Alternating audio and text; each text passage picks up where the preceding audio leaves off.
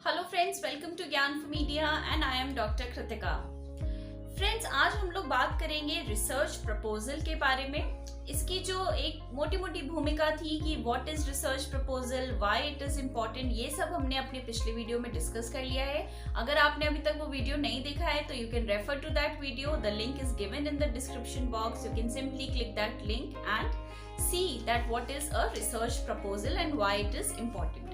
आज के हमारे वीडियो में हम बात करेंगे एलिमेंट्स ऑफ रिसर्च प्रपोजल की, कि किन एलिमेंट्स को डाल के आपका रिसर्च प्रपोजल इफेक्टिव हो सकता है, और अगर आप एकेडमिक्स और रिसर्च में अपना करियर बनाना चाहते हैं तो कैसे आप एक अच्छा रिसर्च प्रपोजल तैयार करें ताकि श्योर शॉट आपका सिलेक्शन हो जाए किसी यूनिवर्सिटी में पीएचडी के लिए या फिर पोस्ट डॉक्टोरल के लिए, या फिर अगर आप कहीं फंडिंग एजेंसीज वगैरह में अप्लाई कर रहे हैं स्कॉलरशिप फेलोशिप्स के लिए तो वहां पे आपका सिलेक्शन हो जाए।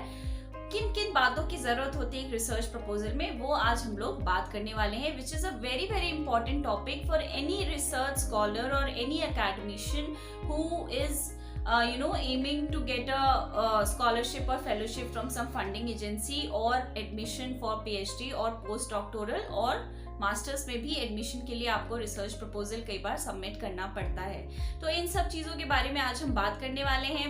आगे चलने से पहले हमेशा की तरह वही बात कहूंगी, please do like the video and share it among your friends. जिनको भी आप सोचते हैं कि ये वीडियो काम आएगा उनको आप शेयर करिए।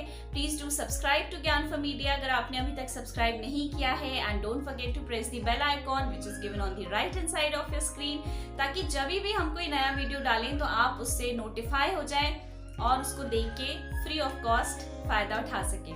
तो चलिए without wasting time let us start कि क्या क्या एलिमेंट्स होते हैं, what are the elements of research proposal. तो सबसे पहली चीज होती है प्रोजेक्ट टाइटल, यानी कि आप क्या रिसर्च कंडक्ट करने वाले हैं उसको एक आपको टाइटल देना पड़ेगा। For example impact of social media on youngsters, तो ये एक बहुत ही सिंपल सा साधारण सा टाइटल है।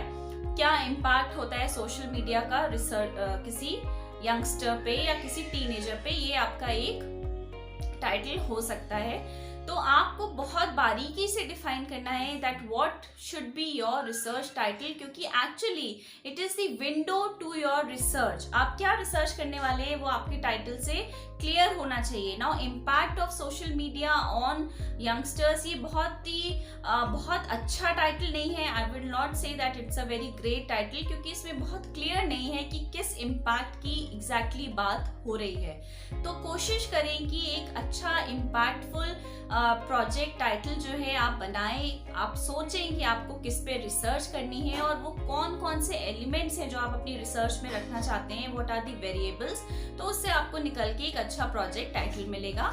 Title can be short, should not be very long and लेंदी कि समझने में मुश्किल हो। तो कोशिश करें कि आपका प्रोजेक्ट टाइटल जो है थोड़ा सा सिंपल हो, सिंपल वर्ड्स हो और उसको समझने में एक साधारण व्यक्ति को भी आसानी हो। तो ये बात हो गई प्रोजेक्ट टाइटल की, जो कि आप सबसे ऊपर लिखते हैं, and it is the first element of your research proposal. Now next comes the abstract. So abstract मुख्य तौर पर 500 शब्द का होता है लगभग, और इसमें आप एक जिस्ट देते हैं या एक समरी देते हैं अपनी रिसर्च के बारे में। 2-3 लाइन में आप अपना बैकग्राउंड लिख सकते हैं, 2-3 लाइन में आप अपनी मेथोडोलॉजी लिख सकते हैं और एक्सपेक्टेड आउटकम की बात कर सकते हैं। क्योंकि ये प्रपोजल है तो आप हमेशा फ्यूचर की बात करेंगे, एक्सपेक्टेड आउटकम की बात करेंगे। अभी आपने रिसर्च की नहीं है, इस बात का आपको ध्यान रखना है। तो जस्ट मेक श्योर कि आपकी जो ग्रामर हो वो बिल्कुल सही हो, कौन से टेंसेस आप लगा रहे हैं, अगर आप इंग्लिश में लिख रहे हैं तो उनका ध्यान रखना बहुत जरूरी है।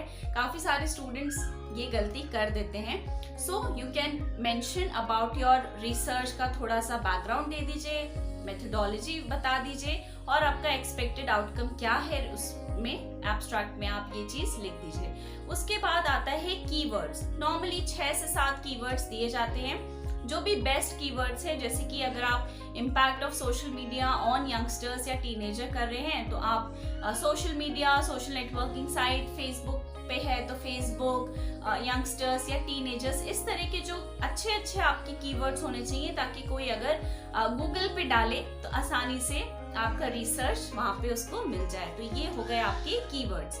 Now comes the introduction. So introduction is basically the background of your research, कि आप ये रिसर्च क्यों कंडक्ट करना चाहते हैं, what is that thing that encouraged you to conduct this research। तो वो आप पूरी बात वहां पे बताएंगे। जैसे कि impact of social media on youngsters है, तो आप बता सकते हैं कि सोशल मीडिया का पेनिट्रेशन इंडिया में बहुत ज्यादा है। कुछ फैक्ट्स आप उसमें इंक्लूड कर सकते हैं, कुछ स्टैटिस्टिक्स, कुछ डेटा आप कहीं से कलेक्ट कर सकते हैं।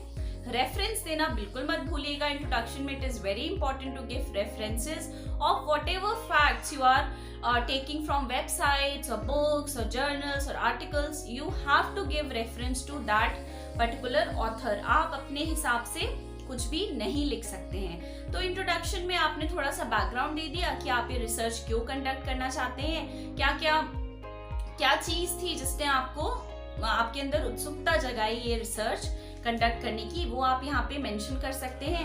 देन आप अपनी प्रॉब्लम और प्रॉब्लम गैप के बारे में बात कर सकते हैं, रिसर्च गैप के बारे में, कि क्योंकि अभी तक ये रिसर्च इंडिया में कंडक्ट नहीं हुई है, या फिर एक पर्टिकुलर शहर के रेफरेंस में या फिर विलेज के रेफरेंस में कंडक्ट नहीं हुई है, इसलिए हम ये रिसर्च कंडक्ट करना चाहते हैं। तो बेसिकली क्या नवीनता है आपकी रिसर्च की, what is the novelty of your research, ये सब आपको इंट्रोडक्शन में मेंशन करना होता है।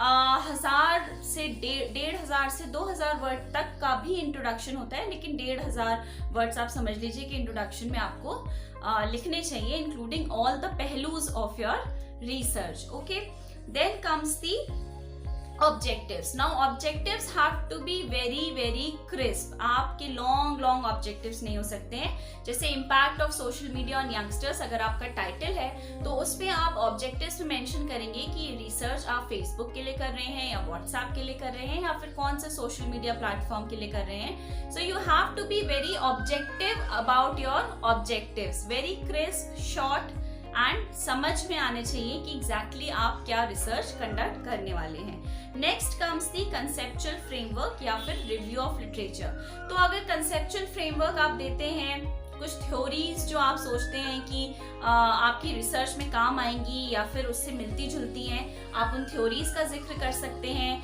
एक रिव्यू दे सकते हैं लिटरेचर का कि अब तक क्या रिसर्चेस उस रिसर्च से रिलेटेड कंडक्ट हुई हैं देश में, दुनिया में।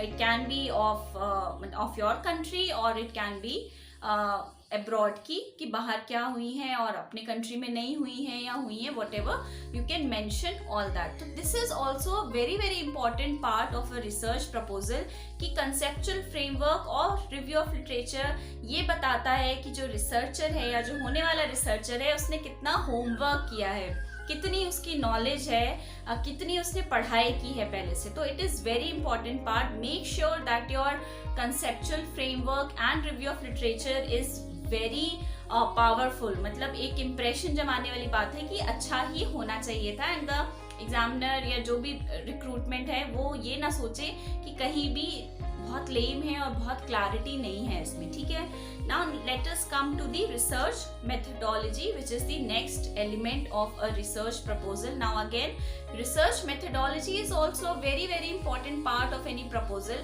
क्योंकि you have to be very clear in your mind कि आप जो रिसर्च कंडक्ट करने वाले हैं वो आप कैसे कंडक्ट करेंगे, आपका क्या जरिया होगा, क्या रास्ता होगा उस प्रॉब्लम के सॉल्यूशन तक पहुंचने के लिए। So that will be your that will be your research methodology, और इस पे रिसर्च डिजाइन आपके सारे स्टेप्स आपको इलैबोरेटेड फॉर्म में डिस्कस करने पड़ेंगे।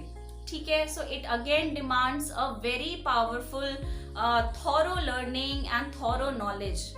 और क्या होता है एग्जैक्टली रिसर्च मेथडोलॉजी और रिसर्च डिजाइन, इस पे भी हम पहले बात कर चुके हैं, तो you can refer to that video also. Now the next element is scope, relevance और anticipated outcome of your research, कि आपकी रिसर्च पूल में या देश दुनिया में क्या असर लाएगी। Why is your research important? You have to mention that, and this is again a very important part of your research proposal, क्योंकि यही वो चीज है जिससे कि डिसाइड होगा whether you should be allotted funds by a funding agency or not। अगर उनको ये लगा कि ये रिसर्च बहुत एम्बिगुअस है, इससे हमें कोई फायदा नहीं है, तो नेचुरली आपका सिलेक्शन नहीं होगा। लेकिन अगर आपके इवैल्यूएटर को ये लग गया कि ये रिसर्च बहुत नई है और अभी तक इस तरह की कोई रिसर्च नहीं हुई है, इसका काफी स्कोप है फ्यूचर में या रिसर्च पूल में, तो sure they will select you. So this has to be very effective and powerful. Now the next point is plan of work and time schedule. So plan of work and time schedule depends whether आपको कई बार जब आप apply करते हैं अपने post doctoral के लिए या फिर रिसर्च के लिए, पीएचडी के लिए, तो कई बार वो लोग एक प्रपोजल की टेंटेटिव आउटलाइन आपको दे देते हैं। उसमें they may ask you about the time schedule, they may not ask you, but normally if you put that time frame तो अच्छा रहता है, लगता है कि रिसर्चर ने बहुत स्टडी करी है। So plan of work means कि आप एक पहले से आपने डिफाइन कर लिया कि फर्स्ट 2 मंथ्स में हम रिव्यू ऑफ लिटरेचर में या फिर ऑब्जेक्टिव्स पे काम करेंगे, द नेक्स्ट 2 मंथ्स में हम रिव्यू ऑफ लिटरेचर पे काम करेंगे, द नेक्स्ट 2 मंथ्स में हम अपनी रिसर्च डिजाइन पे काम करेंगे, एंड देन नेक्स्ट 2 मंथ्स पे हम अपने मेथडोलॉजी या हम उसको सर्वे वगैरह जो भी आपकी मेथडोलॉजी हम उस पर काम करेंगे। तो you have defined each and everything well in advanced. So this means that your plan of work कैसा होगा। तो this again is a thing of impression. अगर आपने बहुत अच्छे से उसको डिफाइन कर लिया, बहुत अच्छे से आपने उसकी स्टडी की है, तो नेचुरली देख के आपके प्रपोजल को ये लग जाएगा कि आपने बहुत अच्छे से हर चीज को प्लान आउट किया है। Because planning and discipline are 2 very important aspects of life. If you lack in planning and you lack in discipline, then nobody is responsible for that. Okay, so this is one very important aspect of a research proposal again. And the last is reference देना या bibliography देना बहुत important होता है। आपके review of literature तो पूरा का पूरा references पर ही dependent होता है और आपका introduction भी बहुत हद तक references पर dependent होता है, तो वो आपका एक last element है जो देना must होता है। So this is all about a research proposal, a format of research proposal, how to make it effective, what are the different elements of a research proposal, उन सब बारे में हमने आज बात की। And I hope अगर आप इन points को follow करेंगे और कहीं भी apply करेंगे तो it will be beneficial for you, it will be helpful for you। और अगर ऐसा होता है तो please do comment and do tell me कि आपको ये वीडियो कितना फायदेमंद लगा या नहीं लगा, या फिर कोई और टॉपिक जो आप चाहते हैं कि हम टेकअप करें वो भी आप कमेंट सेक्शन में लिख के बता सकते हैं। Till we make up the next video, please take care, be safe, be at your home, and do like the video, share it, and don't forget to subscribe to Gyan for media.